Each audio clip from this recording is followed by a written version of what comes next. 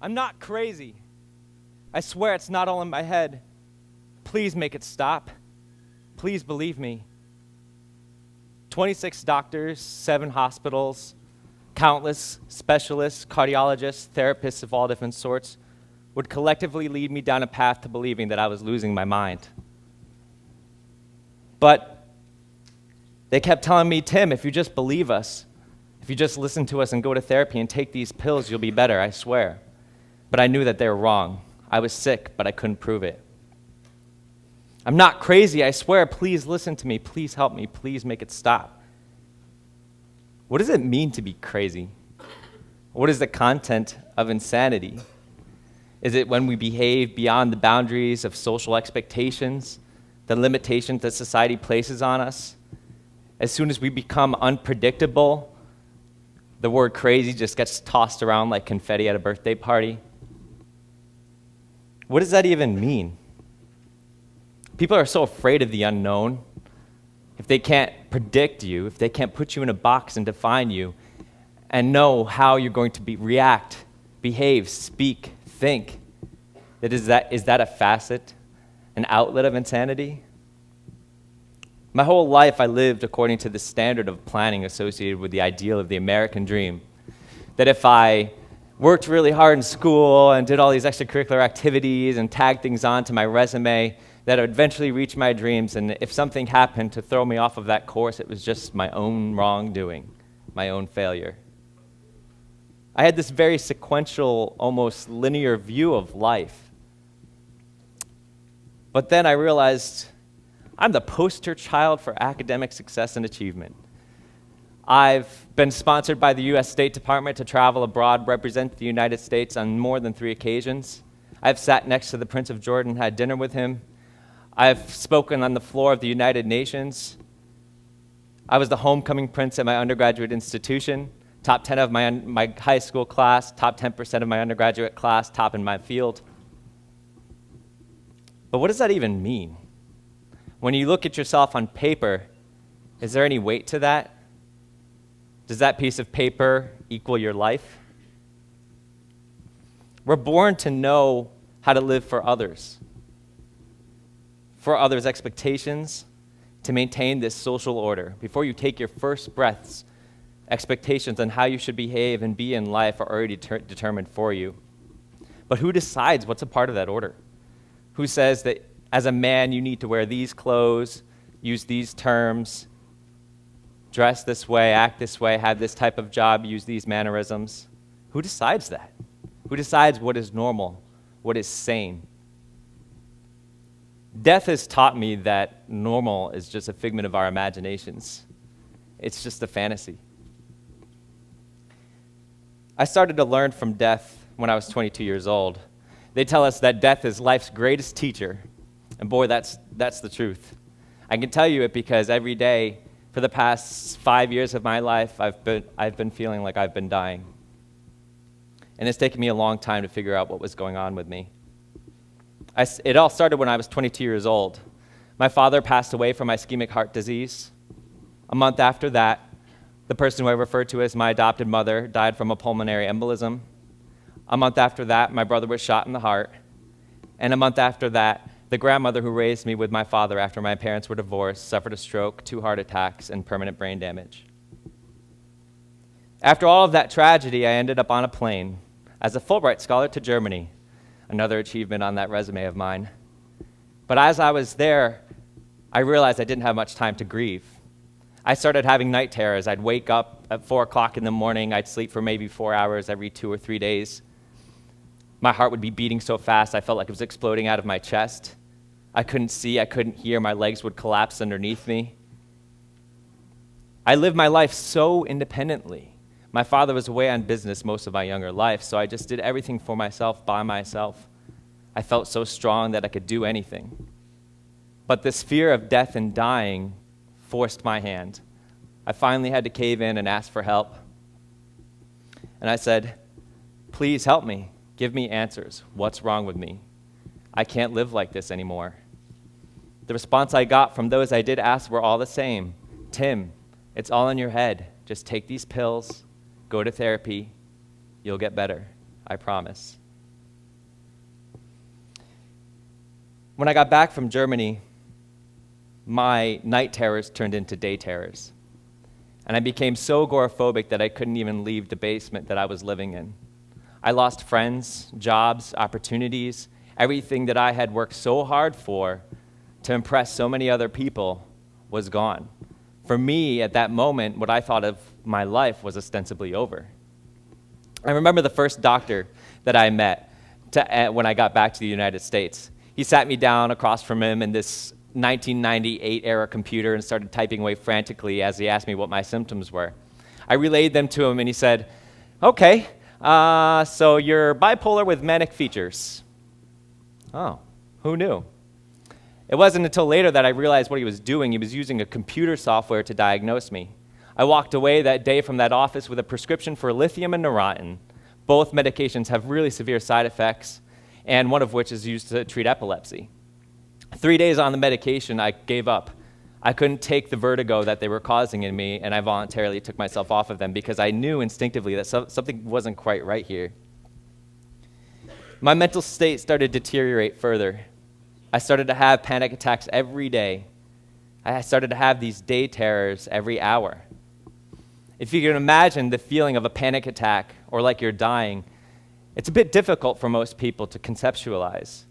But to illustrate the depth of my fear, I happened upon this book I brought with me today. This is my idea book.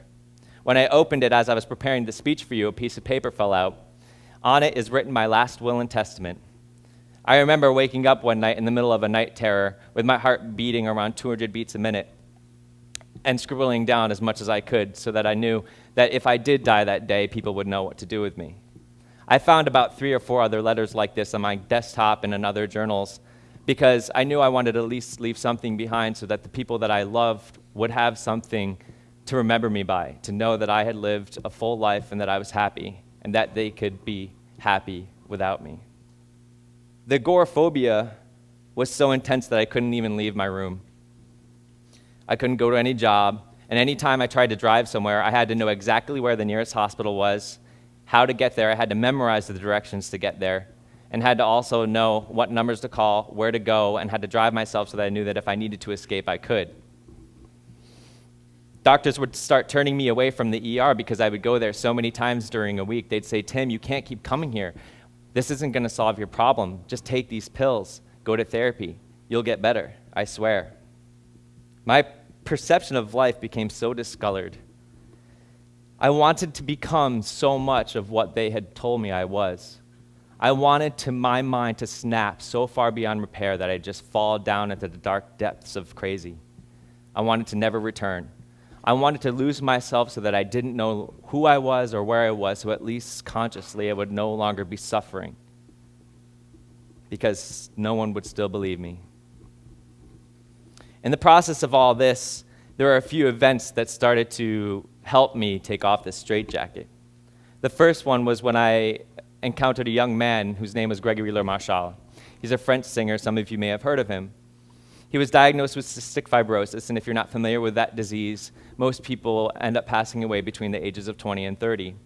He had the voice of an angel. He sang, and all of his songs were about living fully, loving unconditionally, appreciating every moment and every person within those moments. You see, his life had this clear, perceivable, almost end date to it. He knew he was going to die soon. And what he did, he just sang. The first single he came out with was called Je suis en vie. I am alive. I am living. It resonated with me so profoundly that I instantly got it tattooed on the back of my leg because I quite literally wanted to walk his talk. It gave me strength. The second was the story of To Write Love on Her Arms.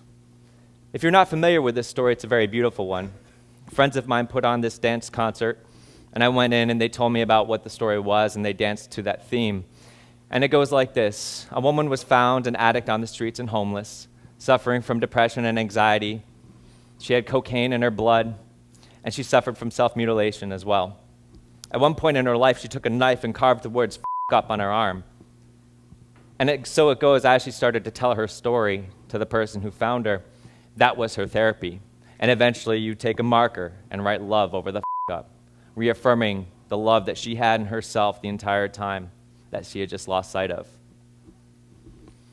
So eventually, I realized that we're taught to see the heart as a symbol of warmth, of life, of love and compassion, that it's this thing of beauty. But for me, it began to represent something that was intense terror, fear, and death. When my father died, it turned out that doctors were telling him that he had a pinched nerve in his shoulder. So they did surgery on him, and the night that he passed away, he thought that the pain he was experiencing was a pinched nerve, when in reality, it was his heart having a heart attack. So you can imagine how hard it was for me to convince myself that these professionals were telling me the truth, that there was nothing wrong with me, and that I would get better with therapy and pills.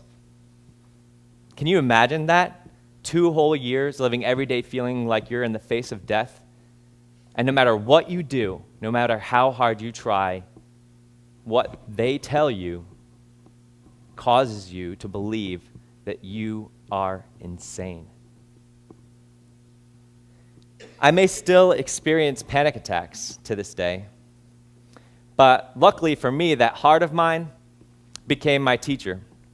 Although it was a symbol of death, like I said before, death is my teacher. I greet it with a smile every day, because when my heart started beating at 215 beats a minute, they rushed me to the hospital, and I had electronic proof behind the heartbeat that was the chaos of the past 2 years of my life. I could finally raise my hands up and say, I told you so. I told you so. They'd finally believe me. They took me in and did heart surgery because it was so symptomatic, because I couldn't do anything anymore in life. I had lost myself, and I thought I was never going to find myself again. I was so elated, I can't even express to you in words how happy I was. After they did heart surgery, I was like, okay, everything's going to be fine now. I'm going to be instantly better. But 2 years of people telling you that it's all in your head don't just go away with the waving of a wand like a magic trick. They may have fixed my broken heart, but they didn't fix my broken spirit. But I'm still working on that. And I tell you that I am so grateful that I can. My experiences are a part of my identity. My experiences are my collective reality, just as yours are yours. And together we are creating that reality right now. My favorite poet, David White, describes our identities in our minds like a garden or a feast where the table is laden. There are many dishes.